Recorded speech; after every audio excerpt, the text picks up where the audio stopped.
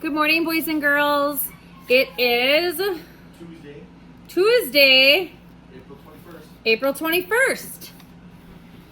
And yesterday we had some rain showers, which hopefully woke up the earth and kind of let everyone know that spring is here and everything needs to grow, and a little thunder and lightning is always a good thing. I'm a fan. Maybe some of you are not. Yesterday, as we listened to Walking with Miss Millie, we kind of got a little more insight into what Pam's life is like. And we met Jake, or we have a name for Jake now, and realized that maybe he's not as bad as the older Mikhail brother is.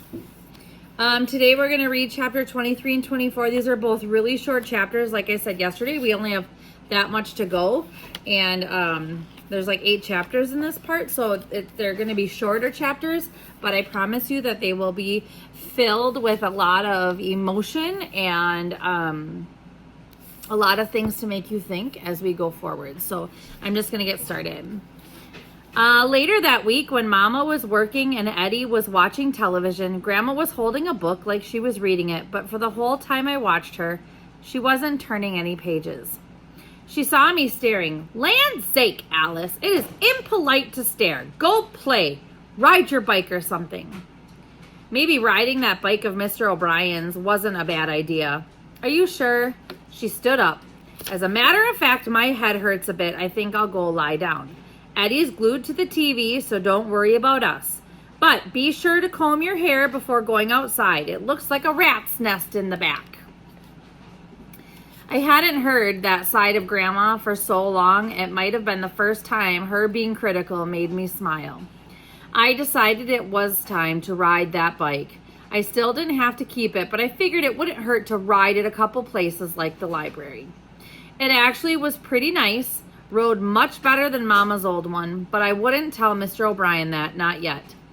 Just when I turned the corner off Grandma's street, I saw that Jake McHale was out tossing a ball and running to catch it all by himself. It was the first time since the 4th of July that I'd seen him. As I was riding my bike past him, he looked up and saw me and hollered my name, just like we were old friends. I stopped my bike and looked around to make sure the bigger McHale brother and Daddy weren't around. The coast was clear. Hey, how's the dog doing? He asked. His name is Clarence, I answered. Well, how's Clarence? He tried again. Good. Did y'all get a new bike? Sort of. Well, no, not really, but, well, kind of, I stammered. He laughed, but it wasn't a mean kind of laugh. It was a nice kind of laugh. Well, I wish I'd sort of not really, well, kind of get a nice bike like that. I have no idea why, but he smiled real big at me then. And I have even less of an idea about why I smiled back. Then I got on my kind of new bike and I headed to the library. Nobody saw me walking in the door. I went over to a tall stack of returned books and noticed the book on top was a sign language dictionary. And I remembered Pam's finger spelling and had to smile, picturing her working so hard to talk to Eddie. I was looking for my mama to tell her about Pam learning sign language when I heard a voice from behind some shelves talking to Mrs. Davis.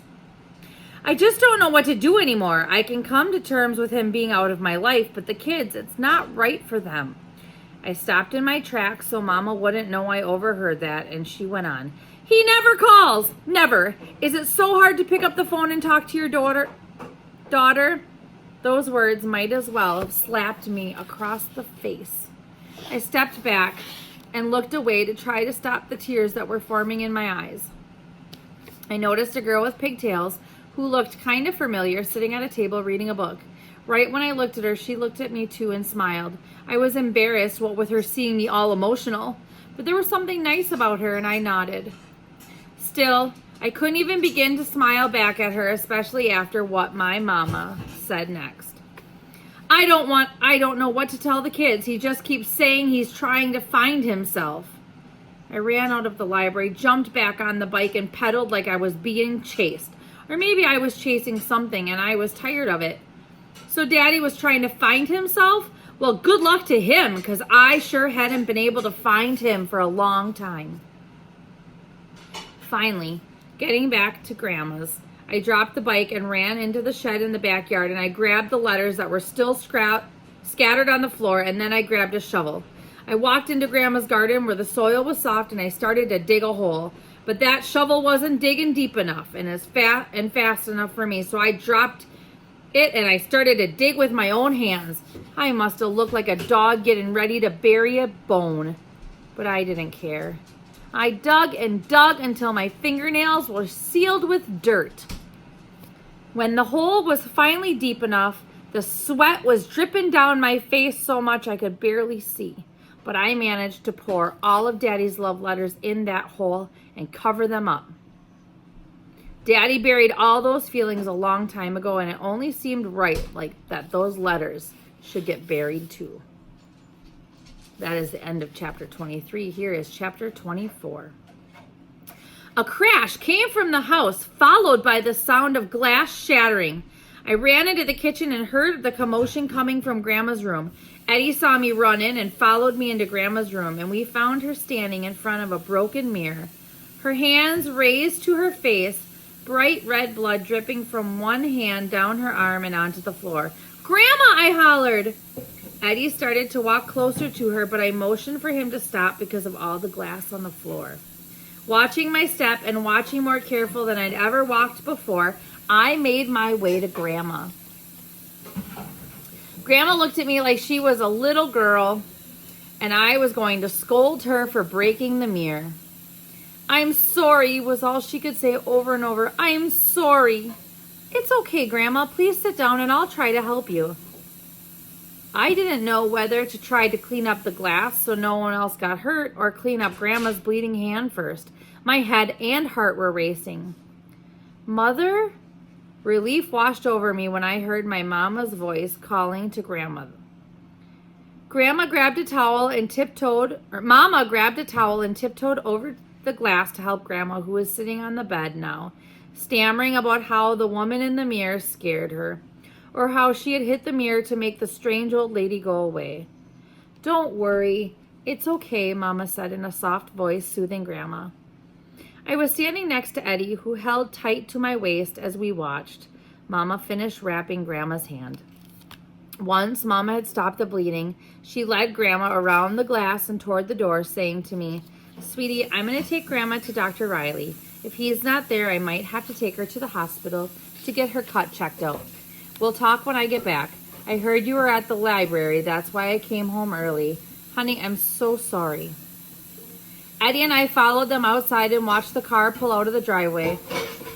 I started to let a tear fall, but saw that Eddie was scared and was looking at me like I was the last person he had, and I guess maybe I was. I signed to him that everything was going to be okay. Grandma would be fine and Mama would be home soon. Maybe if I told him that enough, I'd start to believe it too. Eddie and I had been in the backyard for less than half an hour when the sky changed. 1 minute it was normal, hot and sticky Georgia summer afternoon. And the next, the wind started blowing this air that made the trees move like they were dancing in a rhythm. Then it grew dark, and Then it grew as dark as I'd seen it get before bedtime, looking like the nature knew what was coming and decided it was time to cut off the lights for a bigger effect. Maybe nature knew what was happening, but I sure didn't, and neither did Eddie. He's a pretty tough little guy. I guess maybe not hearing the scary things in life makes him less fearful. But when the world looks like it might be ending, I suppose that is even scarier when you can't hear. As soon as the wind started blowing, he grabbed me, sticking as close to me as one person could stick to another without completely becoming that person. I tried to walk with him in that position so we could get back inside, but it was dang near impossible because there hadn't been any rain. The ground was nothing but a mixture of dry leaves, brown grass, clay, and dust. And as soon as the wind started to blow, everything on the ground got lifted into the air and stirred up like it was a huge Georgia blender. Something flew into Eddie's eyes, and he screamed like his eye had just been poked out as he let go of me and cupped his hands over his entire face. It's not easy to reason with Eddie when he's upset, because when a boy who listens with his eyes can't see, there's no use to even try. Still, I tried to get him to come toward the house with me, and that's when I heard the sound of rain coming like a roar of an engine over my screaming brother. And no sooner did I hear that than I saw it and felt it. Instead of just rain, it felt more like heaven opening to spill everything and everybody back to earth. And while this was happening, Eddie started running with his eyes clenched shut in circles. I would have laughed at how it reminded me of Clarence running blind in a circle the way he does sometimes, but I wasn't in a laughing mood. I knew we needed to get inside fast, but now the wind was blowing so fierce. Hey, shh. The wind was blowing so fierce and the rain was falling so hard, I could only see a few feet in front of me in the dark. And Eddie, Bubble, and Eddie wasn't there. There was no point in hollering for him. And as scared as I was for me, I was 10 times more scared for him to be running mostly blind and completely deaf in the storm. Then a flash of lightning hit and the lights that were on in Grandma's house were gone. Gone too was the wind and the rain. All at once, everything was quiet. Real quiet. Too quiet. I stood froze to the ground, not knowing what to do, and that's when I did the only thing I could do. I started to yell. All the frustration and disappointment that I'd swallowed all these months seemed to come out at once. It started in my toes and rose up out of me like a volcano waiting to release lava it'd been holding for years.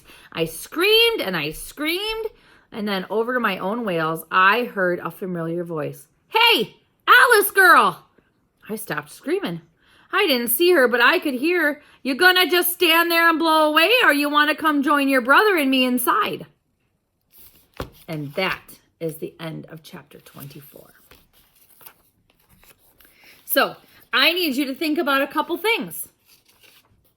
I want you to think about what Mama was talking about in the library and how she was confiding in her friend, Mrs. Davis, about how Alice's daddy was too busy finding himself to call his own daughter, and how that would hurt her feelings and how that probably made Alice feel. And the other thing, we are trapped in a big storm in Georgia right now, and Eddie made it safely to Miss Millie's. So what are you thinking about this storm and how scared they must be knowing that their grandma and their mom is also gone?